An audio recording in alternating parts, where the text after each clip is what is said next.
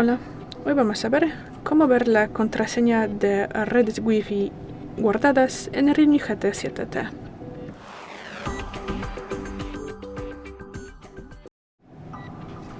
Para esto entramos en los ajustes y luego pasamos a la segunda pestaña Wi-Fi y tendremos que pulsar aquí estos tres puntos.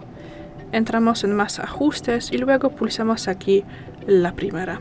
Y bueno, aquí entramos en la red a la que estamos conectados y luego pulsamos aquí el botón de compartir y aquí vamos a ver su icono, su código QR, y detrás de la mano tenemos la contraseña escrita.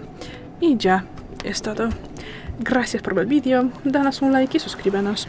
Hasta luego.